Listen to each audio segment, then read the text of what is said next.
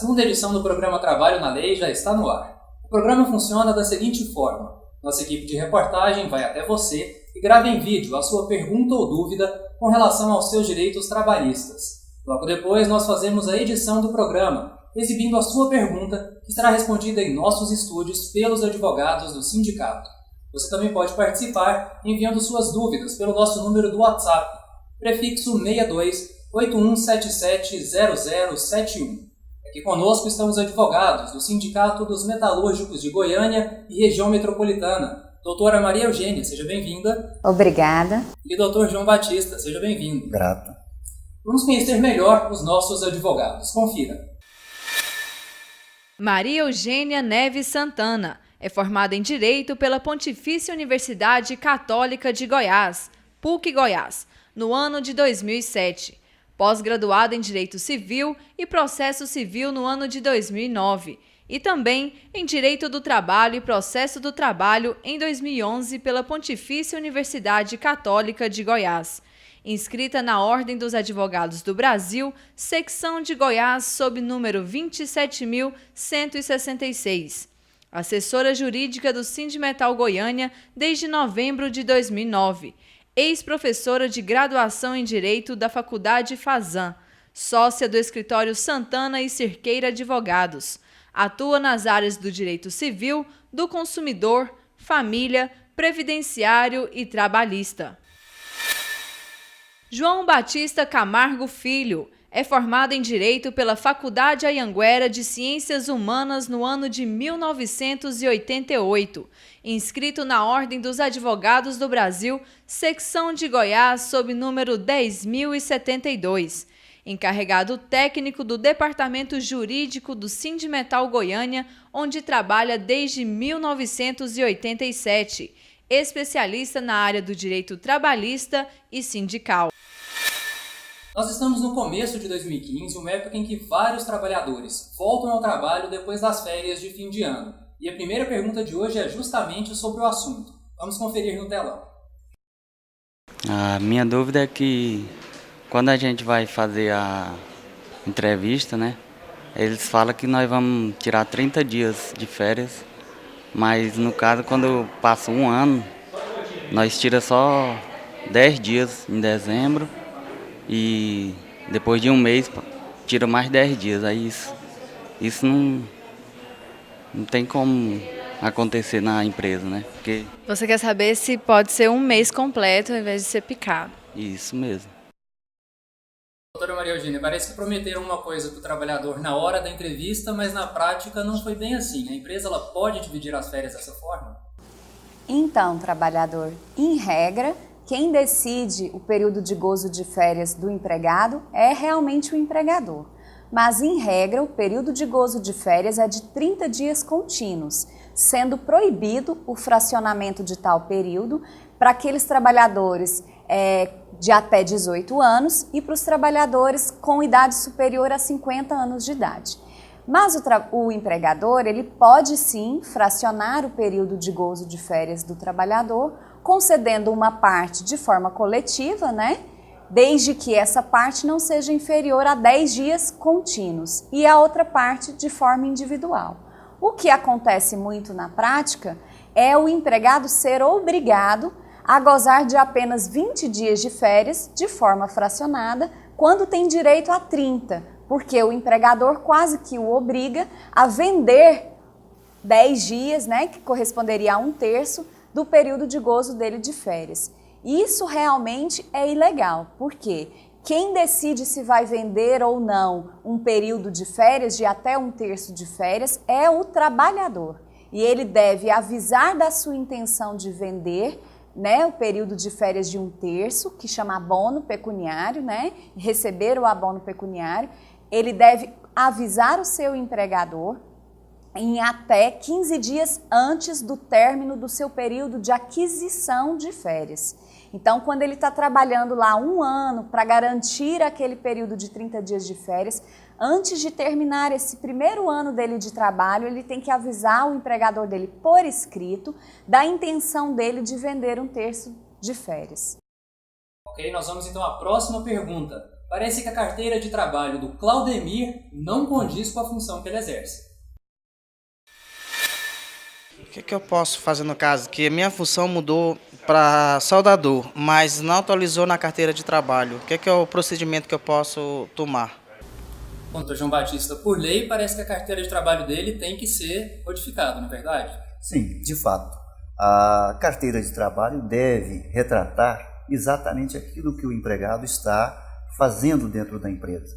A saída para esse nosso amigo trabalhador, caso ele não consiga, junto ao Departamento de Recursos Humanos da empresa, que se faça essa anotação, é procurar aqui ao jurídico do Sindimetal para que, através de uma ação reclamatória, possamos exigir a anotação correta. Obrigado, Dr. João Batista. E uma situação parecida com essa que acabamos de ver é a do Wilson. Vamos conferir no telão. Queria saber quanto que eu poderia estar ganhando de auxiliar de produção, porque eu trabalho na parte da montagem, né? Eu sou montador, mas não está na minha carteira. Eu queria saber quanto que eu podia estar recebendo. Bom, doutora Maria Eugênia, nesse caso, qual é o salário que o trabalhador deve ganhar? Então, trabalhador, a nossa convenção coletiva de trabalho da categoria metalúrgica goiana, ela não prevê de forma discriminada salário por função. Então, não existe uma previsão legal de salário para o montador, para o auxiliar de produção, para o pintor. Quem determina isso na nossa categoria profissional é o mercado de trabalho. Então, se esse trabalhador está registrado como auxiliar de produção, mas está executando atividades de montador, ele tem que observar lá dentro da empresa que ele trabalha quanto é que está ganhando o montador. Para quê? Para que ele possa exigir a retificação da função dele na carteira de trabalho, como a pergunta anterior nos permitiu esclarecer a forma que isso acontece, e exigir também receber o salário condizente com a função que ele exerce. E ainda há a possibilidade dele perquirir na justiça, pedir na justiça uma equiparação salarial com um outro colega de trabalho que executa atividade de montador e que está naquela função há menos de 2 anos em relação a ele e que ganha um salário maior do que o dele.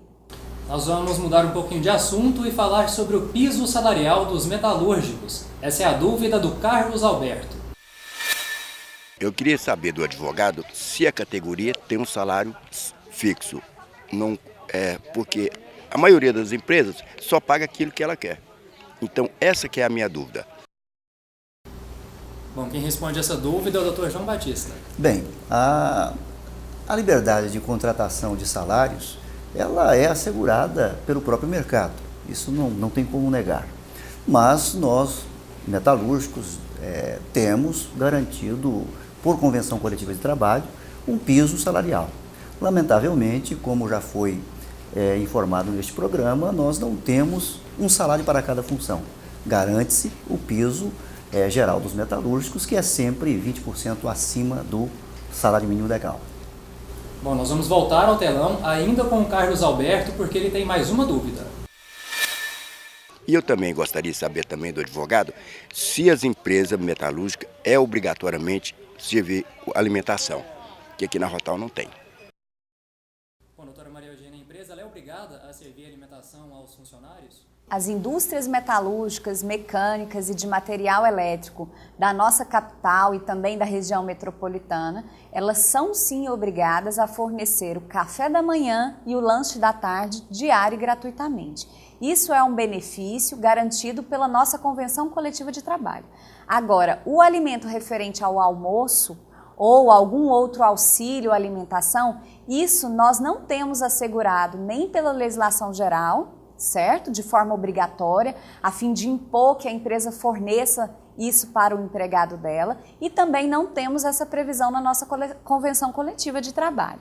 Então, o que acontece? Se a empresa não fornece, nós não temos como obrigá-la a fornecer. Mas se ela fornece para uns e não fornece para outros, ou se ela fornece e de repente cortou, aí nós temos como obrigá-la a fornecer. Por quê? Porque aqueles empregados que ali vivenciaram aquela situação de ter esse benefício e de repente não tem mais, eles adquiriram direito a esse benefício ao longo do período que eles receberam esse benefício. A nossa próxima pergunta diz respeito ao deslocamento do trabalhador até o local de trabalho. Vamos conferir no telão. Eu queria saber qual que é o direito que o trabalhador tem sobre a hora itinerária. Entendeu? O que é isso? Se nós aqui em Goiânia, dá o transporte coletivo, temos esse direito de receber essa hora, que é uma hora de transporte da sua casa para o seu trabalho. Bom, doutor João Batista, nós vemos várias perguntas ali, várias dúvidas do Cleiton, então vamos por partes para poder esclarecer os nossos telespectadores. É verdade. Em primeiro lugar, o que é a hora itinerary? A hora itinerary é aquela que o empregado gasta para fazer o seu trajeto de sua residência até o local em que ele trabalha. Isso se dá o nome em itinerary. E são todos os trabalhadores que têm direito a esse benefício? Não, nem todos. A jurisprudência do Tribunal Superior do Trabalho estabelece que para que o trabalhador tenha esse direito, o local de trabalho há que ser não servido por um transporte regular público, ou seja, que seja de difícil acesso para aquele empregado. Então, citando um exemplo, se daqui de Goiânia a Aparecida, para ser bem preciso, há o transporte regular, você não pode pedir ao empregador que ele custeie, mesmo ele lhe dando o transporte, porque também é outro requisito, mesmo que ele lhe dê a condução, você não teria direito. Você teria direito caso não houvesse, numa situação hipotética, o serviço de ônibus para aquele local de trabalho em que você está executando o contrato. Vamos agora à primeira participação dos trabalhadores pelo WhatsApp. A denúncia chegou de forma anônima e o empregado diz o seguinte: trabalho na empresa Metalite e eles estão trancando a cabine de ponto. Só abrem na hora que julgam necessário.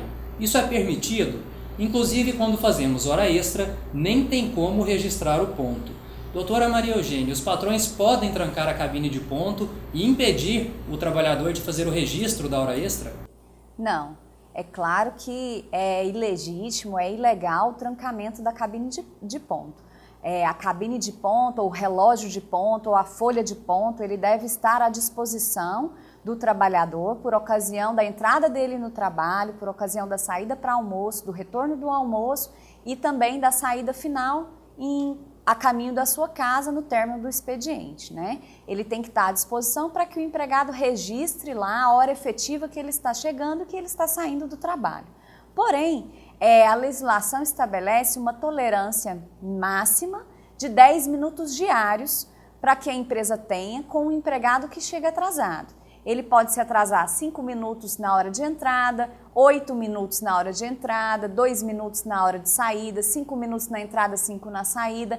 Independe da quantidade de minutos que ele se atrasa ou se antecipa para ir embora do trabalho na entrada ou na saída, isso não pode ultrapassar de 10 minutos diários para que a empresa aceite esse trabalhador no trabalho naquele dia que ele se atrasou. Caso esse trabalhador se atrase por mais de 10 minutos na sua entrada, a empresa não é obrigada a aceitar aquele trabalhador ali naquele dia de trabalho. E também não é obrigada a remunerar aquele trabalhador pela jornada integral. Ela pode aceitar o trabalhador e deduzir a quantidade de horas que ele faltou naquele dia de atraso. Ou então dispensá-lo e não aceitar que ele trabalhe lá naquele dia que ele já chegou atrasado. Respeitando o limite de tolerância de 10 minutos diários. Agora, impedi-lo de registrar a sua jornada, não, de forma alguma. Ela não pode trancar o registro de ponto para impedir o trabalhador de registrar um direito que é dele, a jornada de trabalho. Muito obrigado, doutora Maria Eugênia. Lembrando que essa pergunta respondida pela doutora Maria Eugênia foi enviada pelo WhatsApp. O nosso número do WhatsApp é prefixo 62 8177 0071. Participe enviando a sua denúncia. Não é preciso se identificar. E nós continuamos com as perguntas do telão. O Rubens Júnior tem uma dúvida importante que diz respeito a todos os metalúrgicos e é uma das principais atuações do Sindimetal Goiânia, as convenções coletivas. Vamos dar uma olhada. O Master tem sua dúvida sobre convenção coletiva. O que você quer saber, Rubens? Sim, o que é e para que serve. Bom, doutor João Batista, como é que a gente pode explicar para o trabalhador o que são as convenções coletivas e a importância que elas têm? Bem, A convenção coletiva de trabalho nada mais é do que o próprio nome indica, um contrato. Só que diferentemente do contrato individual de trabalho, que é aquele que está na sua carteira de trabalho, trabalhador, as convenções são feitas entre o sindicato de empregados e de patrões e estabelecem regras gerais que atingem a todos os trabalhadores que nós representamos. Então, cito como exemplo, o prêmio de assiduidade e pontualidade, ele não está escrito na carteira de trabalho, ele está na convenção. São, então, instrumentos, são contratos que servem para estabelecer normas, leis complementares àquelas que já existem no direito do trabalho brasileiro. É para isso que serve. Obrigado. Nós vamos esclarecer agora 2 dúvidas sobre aposentadoria. Vamos conferir então a primeira delas. Bem, a minha dúvida maior é sobre aposentadoria, que eu estou com 30 anos de carteira, eu queria saber se eu tenho alguns benefícios sobre isso. Ouvi falar que a cada 10 anos a gente ganhava 2 anos, né? Na aposentadoria. Minha dúvida maior é esta. Bom, doutora Maria Eugênia, essa dúvida do trabalhador, essa história de ganhar 2 anos de aposentadoria a cada 10 anos trabalhados, é mito ou verdade? É mito. Essa história não existe, né, na legislação. O que existe previsto na legislação previdenciária é a possibilidade de conversão do período em que o trabalhador trabalhou em condições insalubres, recebendo o adicional de insalubridade, com os documentos, especialmente o PPP, comprovando aquela situação de insalubridade ao longo daquele determinado contrato de trabalho, para se converter e acrescer ao tempo de contribuição dele. A proporção exata não tem como a gente precisar, porque a legislação previdenciária sofre alterações anualmente.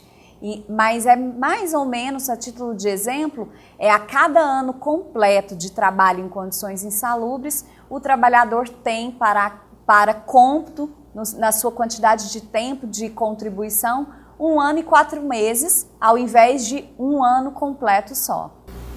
Nós vamos continuar com este assunto. Eu vou pedir para a doutora Maria Eugênia assistir a mais uma dúvida sobre aposentadoria, desta vez do Cláudio Araújo. A minha dúvida é assim, a respeito da aposentadoria, né? Assim, do tempo trabalhista, trabalhei desde os 18 anos até os 40, né? Só que assim, tem aqueles intervalos de seguro, desemprego, né, que a gente pega, saber se conta também, né? Se é da época que comecei a assinar a carteira ou se é que passa dos intervalos, se tira também, né? Bom, doutora Maria Eugênia, essa é uma dúvida bastante recorrente dos trabalhadores. Como é calculada a aposentadoria, levando em conta o intervalo entre 2 ou mais empregos?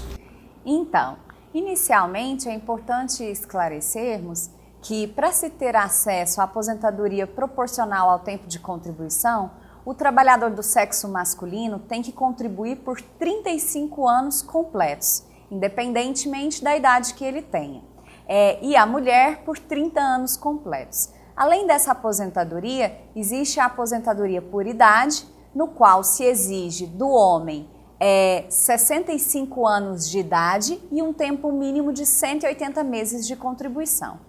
E da mulher exige-se uma idade de 60 anos completos e um tempo mínimo de 180 meses de contribuição. Em relação ao que o trabalhador questionou em específico nessa pergunta, sobre os intervalos que ele tem de um auxílio previdenciário ou de o gozo de um seguro-desemprego ou o intervalo que ele fica desempregado entre um contrato de trabalho que se encerra e outro que se inicia, esses tempos, é claro, eles não são contabilizados para fins de tempo de serviço, para fins previdenciários. Por quê?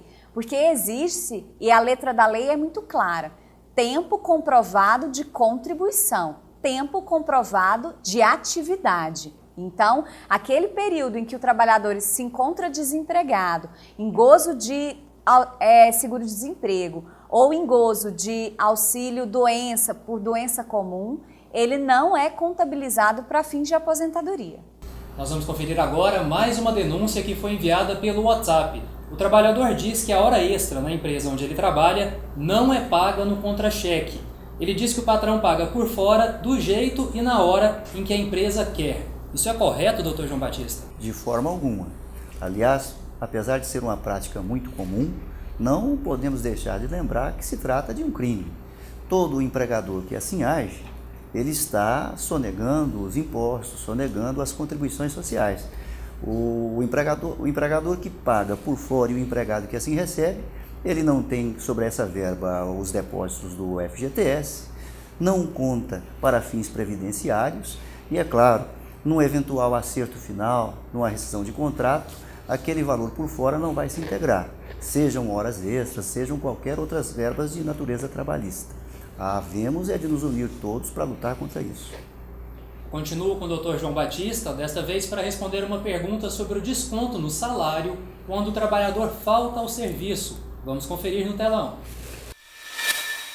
A minha dúvida é porque, no caso, se eu faltar um dia, ele desconta 2 dias, né? Porque, no caso, eu não ganho 140 no dia. Então, eu queria saber como é que faz para tirar essa lei, que alguns empresários botaram, né? Bom, doutor João Batista, se o Francisco, que a gente viu no vídeo, faltou só um dia ao trabalho, a empresa pode descontar 2 dias de trabalho dele? Isso é verdadeiro. Está na lei e trata-se de uma lei bem antiga e, a propósito, não nos custa lembrar que não é uma criação só de empregadores, é uma lei que foi votada pelo nosso Congresso. Para mudar isso, nós temos que, se me permitem dizer, temos que eleger pessoas comprometidas com os trabalhadores. Mas de fato é assim, se o empregado falta sem qualquer justificativa, por exemplo, que não seja por motivo de doença ou outra justificada, ele sofre o desconto daquele dia, sofre também o desconto do domingo correspondente àquela semana e, se tiver um feriado, ele também vai ter o desconto do feriado. Então, na prática, corre-se o risco de ter aí 3, 4 dias descontados por um injustificado que você falte no seu trabalho. A próxima dúvida no telão é sobre o auxílio-doença. Vamos conferir. Gostaria de saber quanto que o empregado tem o direito ao auxílio-doença. Bom, quem responde essa pergunta é a doutora Maria Eugênia. Bem, o benefício do auxílio-doença é um benefício previdenciário e já foi publicada uma medida provisória pela presidente Dilma, no final agora do ano de 2014, em meados do mês de dezembro, alterando os requisitos de acesso a esse benefício previdenciário. Essa medida provisória ainda não está em vigor, então eu vou me restringir aqui a responder como é o acesso a esse benefício atualmente, na data de hoje. Lembrando que essa situação pode mudar aí até março. Hoje, para o trabalhador ter acesso ao benefício de auxílio-doença, ele precisa estar impossibilitado de trabalhar por algum motivo de doença ou de acidente, seja ele de trabalho ou de qualquer natureza, justificado por atestado médico por um período superior a 15 dias. Então, ele deve sofrer um acidente ou compadeceu aí de alguma espécie de doença que o impossibilita temporariamente para o trabalho, buscar o atestado médico e ir até o seu empregador, levar esse atestado médico para conhecimento da empresa. Se ele não puder ir, pedir alguém da família, um motoboy, alguém para levar esse atestado médico. Por quê? Porque o trabalhador é quem paga esses 15 primeiros dias de afastamento na atualidade, certo? Depois dos 15 dias de gozo de atestado médico, se persistir aquela doença ou aquela necessidade de o empregado se manter afastado do trabalho, ele vai renovar o atestado médico ou o próprio atestado que ele forneceu vai estar lá constando a necessidade de afastamento por um período superior a 15 dias e a partir do 16º dia, a empresa vai comunicar ao INSS, quem vai pagar essa licença para o empregado é o INSS e a empresa tem a responsabilidade de fazer o agendamento da perícia ou de pelo menos comunicar, para não apor faltas ao trabalho de forma injustificada no contra-cheque daquele empregado. E antes de encerrar essa edição do Trabalho na Lei, vamos conferir uma denúncia que foi enviada pelo WhatsApp. O trabalhador conta que veio até o Sindimetal para calcular as férias dele referentes ao ano de 2013 e também as horas extras. As contas foram feitas, o trabalhador voltou até a empresa, a DEC Brasil, só que o patrão não quis pagar a diferença. Isso porque o trabalhador mostrou os cálculos que foram feitos aqui no sindicato. Como que ele deve proceder para garantir esse direito? Esse direito, como qualquer outro que for negado pelas empresas, o trabalhador deve seguir aquilo que normalmente nós já sempre dizemos nesse programa. Procure o departamento jurídico do Sindimetal para que nós possamos, através da ação reclamatória, exigir judicialmente que aquele direito seja respeitado. Esse é o caminho. O trabalho na lei de hoje fica por aqui e eu espero que você tenha gostado. Agradecemos a presença dos 2 advogados do Sindimetal, doutora Maria Eugênia. Obrigada, eu que agradeço. E o doutor João Batista. Eu que agradeço a oportunidade de mais uma vez estar aqui. Mais uma vez, os esclarecimentos de vocês foram muito importantes para os trabalhadores da categoria. E a gente agradece também a você, trabalhador, que nos deu a honra de sua audiência. Envie suas perguntas para o nosso número do WhatsApp, prefixo 62 8177 0071, ou procure a produção do programa para gravar a sua pergunta. Até a próxima!